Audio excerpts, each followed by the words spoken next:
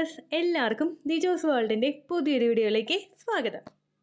ഇന്നത്തെ വീഡിയോയിൽ സംസാരിക്കുന്നത് ഇംപ്ലാന്റേഷൻ നടന്നു കഴിയുമ്പോഴേക്കും നമ്മുടെ മുഖത്തും അതുപോലെ തന്നെ മുടിയിലും ഉണ്ടാകുന്ന പ്രധാനപ്പെട്ട ശരീരമാറ്റങ്ങളെ പറ്റിയിട്ടാണ് കേട്ടോ. അപ്പോൾ അതെന്തൊക്കെയാണെന്ന് നമുക്ക് നോക്കാം. വീഡിയോ നമുക്ക് സ്റ്റാർട്ട് ചെയ്യാം. ഞാൻ ഈ പറയുന്ന പ്രഗ്നൻസി ലക്ഷണങ്ങൾ ഒന്നും തന്നെ ഇല്ലെങ്കിലും നിങ്ങൾ ടെൻഷൻ ആവേണ്ട ആവശ്യമില്ല. എക്സ്പെക്റ്റഡ് പീരിയഡ് ഡേറ്റിൽ ബ്ലീഡിങ് വരുന്നുണ്ടോ എന്ന് മാത്രം നിങ്ങൾ ശ്രദ്ധിച്ചാൽ മതി കേട്ടോ. പോകുന്ന രക്തത്തിന്റെ അളവ് എത്രത്തോളം ആണെന്ന് നോക്കുക. കഴിഞ്ഞ മാസങ്ങളെ അപേക്ഷിച്ച് വളരെ കുറവാണ് ബ്ലീഡിങ് ഉണ്ടായതെങ്കിൽ അപ്പോഴും നിങ്ങൾ പ്രഗ്നൻസി ടെസ്റ്റ് ചെയ്ത് നോക്കണം കേട്ടോ. എല്ലാ ദിവസവും നമ്മുടെ ചാനലിൽ ലൈവ് സെഷൻസ് ഉണ്ട്. നിങ്ങൾക്ക് എന്തെങ്കിലുമൊക്കെ ഡൗട്ട്സ് ഉണ്ടെങ്കിൽ ഡയറക്റ്റ് ആയിട്ട് നമുക്ക് ഇൻട്രാക്ഷൻ നടത്താവുന്നതാണ്.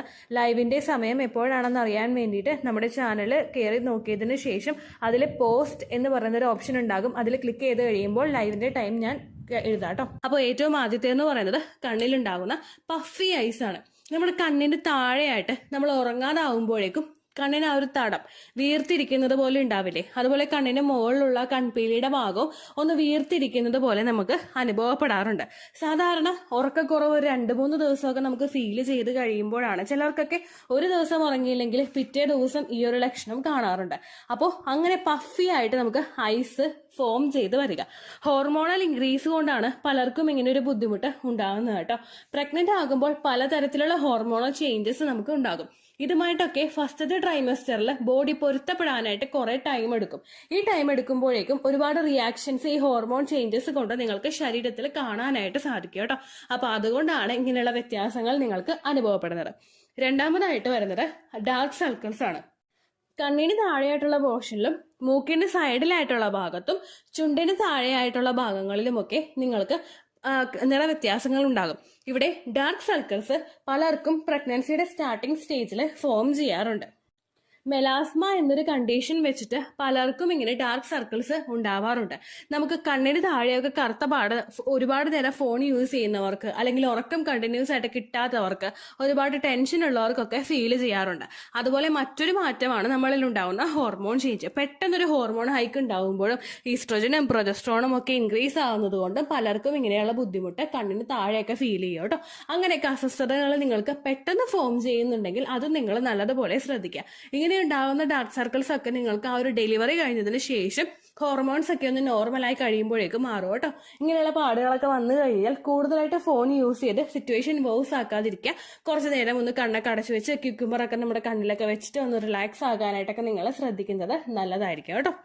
മൂന്നാമതായിട്ടുണ്ടാകുന്നതാണ് നമ്മുടെ മുടിയാണ്.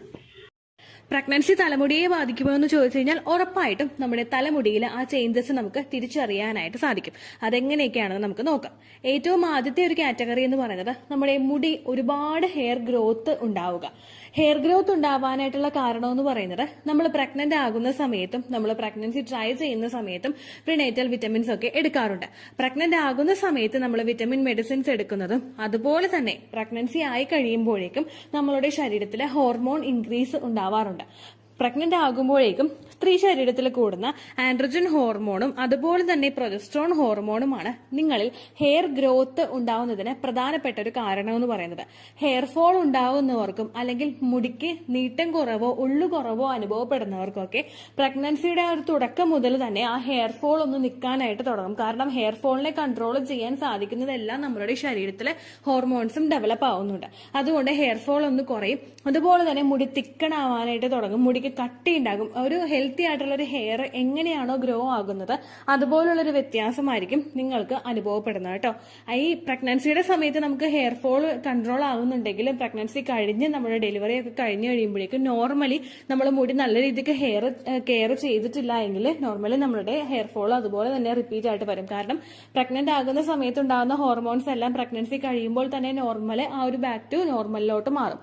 അതുകൊണ്ട് ആ വ്യത്യാസവും നിങ്ങൾക്ക് അനുഭവപ്പെടാം കേട്ടോ. അതാണ് മുടിയിൽ സംഭവിക്കുന്ന ഏറ്റവും ആദ്യത്തെ മാറ്റം എന്ന് പറയുന്നത്. രണ്ടാമതായിട്ട് നമുക്കുണ്ടാകുന്ന മാറ്റം എന്ന് പറയുന്നത് നമ്മളിപ്പോ എന്താ പറയാ വകച്ചിലിടുക എന്ന് പറയില്ലേ, നമ്മളൊരു ലൈൻ ഇട്ടിട്ടായിരിക്കും മുടി പാർട്ടീഷൻ ചെയ്തിട്ടായിരിക്കുമല്ലോ നമ്മൾ മുടി കെട്ടുന്നത് നോർമലി. അല്ലാതെ പോണിറ്റൈലായിട്ട് കെട്ടുന്നവരും ഉണ്ട്. പക്ഷെ നമ്മൾ പാർട്ടീഷൻ ചെയ്തിട്ട് മുടി കെട്ടുമ്പോഴേക്കും പ്രഗ്നന്റ് ആകുന്ന സമയത്ത് നമുക്കുണ്ടാകുന്ന ഒരു ബുദ്ധിമുട്ടാണ് ആൻഡ്രോജനറ്റിക് അലോപാഷ്യ എന്ന് പറയുന്ന ബുദ്ധിമുട്ട്. ഇവിടെ നമുക്ക് ഈ ബുദ്ധിമുട്ടുണ്ടാവുന്നത് നമ്മുടെ ലൈൻസിന് ഇൻ ബിറ്റ്വീൻ ആയിട്ട് ഹെയർ ലോസ് കൂടുതലായിട്ട് ഉണ്ടാവുക. ഹെയർ ഗ്രോത്ത് നമുക്ക് പ്രഗ്നൻസിയുടെ സ്റ്റാർട്ടിംഗ് സ്റ്റേജിൽ ഉണ്ടാവുമെങ്കിലും നമ്മുടെ ആ ലൈനിന് ചുറ്റുമായിട്ട് നമുക്ക് ആ മുടി കൊഴിയുന്നത് ഫീൽ ചെയ്യുക. ചിലപ്പോൾ മുടി കൊഴിച്ചിൽ നിങ്ങൾക്ക് എക്സാക്ട് ആയിട്ട് ഫീൽ ചെയ്യുന്നില്ലെങ്കിലും ആ ലൈൻസിനിടയ്ക്ക് ആ ഒരു ഗ്യാപ്പ് നല്ലതുപോലെ വരുന്നത് നമുക്ക് ഫീൽ ചെയ്യും. എന്റെ പ്രഗ്നൻസി സമയത്ത് ഞാൻ ഏറ്റവും കൂടുതൽ ഫേസ് ചെയ്തൊരു ബുദ്ധിമുട്ടായിരുന്നു ഇത്. കാരണം വകച്ചിലിടുമ്പോഴേക്കും നമ്മുടെ തലയോട്ടി കാണാമെന്നാണ് ഇവിടെ എല്ലാവരും പറയുന്നത്. അങ്ങനെയുള്ളൊരു ബുദ്ധിമുട്ടായിരുന്നു എനിക്ക് ഉണ്ടായിരുന്നത്. പക്ഷെ ആ ഒരു പ്രഗ്നൻസി കുറച്ചങ്ങോട്ട് മുമ്പോട്ടേക്ക് പോയപ്പോഴേക്കും ഭയങ്കര തിക്കായിട്ട്, എന്റെ മുടി ഓൾറെഡി നല്ലപോലെ ലെങ്ത് ഉള്ള മുടിയായിരുന്നു. പക്ഷെ പ്രഗ്നൻസി ആയപ്പോഴേക്കും അത് കുറേയും കൂടി ഒന്ന് ലെങ്ത് വെക്കാനായിട്ട് തുടങ്ങി. നല്ല ഹെൽത്തി ആവുകയും ചെയ്തിട്ടുണ്ടായിരുന്നു കേട്ടോ. അപ്പൊ ഈ ഒരു ബുദ്ധിമുട്ടും നിങ്ങൾക്ക് ആ സൈഡ് പാർട്ടീഷൻ ചെയ്യുന്ന സമയത്ത് ഫീൽ ചെയ്യാനായിട്ട് സാധിക്കും. അപ്പോൾ ഇതൊക്കെയാണ് പ്രഗ്നൻസി ആകുമ്പോഴേക്കും നമ്മുടെ ശരീരം, നമ്മുടെ മുഖത്തും നമ്മുടെ ഹെയറിലുമാക്കി ഉണ്ടാകുന്ന പ്രത്യേകമായിട്ടുള്ള ശരീരമാറ്റങ്ങൾ. ഈ ലക്ഷണങ്ങളില്ലെങ്കിൽ നിങ്ങൾ ടെൻഷൻ ആവേണ്ട ആവശ്യമൊന്നുമില്ല. എക്സ്പെക്റ്റഡ് പീരിയഡ് ഡേറ്റിൽ ബ്ലീഡിങ് വരുന്നുണ്ടോയെന്ന് മാത്രം ശ്രദ്ധിക്കുക കേട്ടോ. നമ്മളിലുള്ള പല ലൈഫ് സ്റ്റൈൽ ചേഞ്ചസ് കൊണ്ടും ഭയങ്കര വിയേർഡ് ആയിട്ടുള്ള പ്രഗ്നൻസി ലക്ഷണങ്ങളൊക്കെ നമുക്ക് ഉണ്ടാകാനായിട്ട് ചാൻസ് ഉണ്ട്. സോക്കോൾഡ് ആയിട്ടുള്ള പല പ്രഗ്നൻസി ലക്ഷണങ്ങൾ ഇപ്പോൾ ആർക്കും ഇല്ല. അതുകൊണ്ടാണ് ഈ കാര്യം പിന്നെയും പ്രത്യേകമായിട്ട് പറയുന്നത് കേട്ടോ.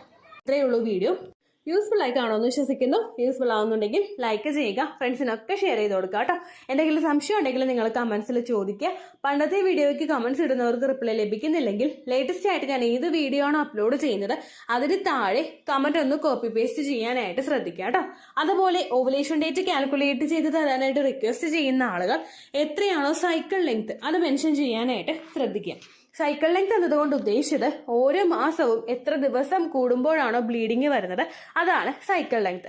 കഴിഞ്ഞ മാസം ഒരു 8-ാം തീയതിയാണ് ബ്ലീഡിങ് ആയതെങ്കിൽ ഈ മാസം 6-ാം തീയതിയാണ് ബ്ലീഡിങ് ആയതെങ്കിൽ കഴിഞ്ഞ മാസം 8-ാം തീയതി മുതൽ ഈ മാസം 6-ാം തീയതി വരെ എത്ര ദിവസമുണ്ടോ അത് കാലണ്ടറിൽ എണ്ണി തിട്ടപ്പെടുന്നതാണ് നിങ്ങളുടെ സൈക്കിൾ ലെങ്ത്.